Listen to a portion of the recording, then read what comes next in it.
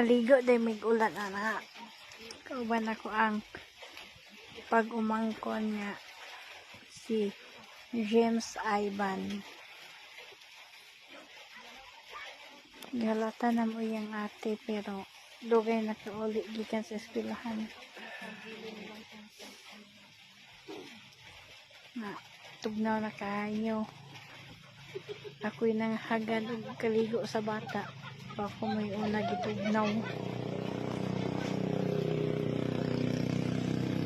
Ang bata medyo kisag kagandagan matulukso ng linggo kung ako ka.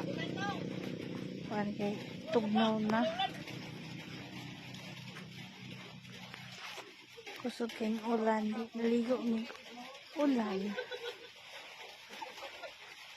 Yang ate nasuya gito kay kami naligo siya wa kaligo. Iya. Itong iya kong gihanggat nga maligo ng ulan. So maura to. Bye. Please like, comment, share. Thank you. See you in next video.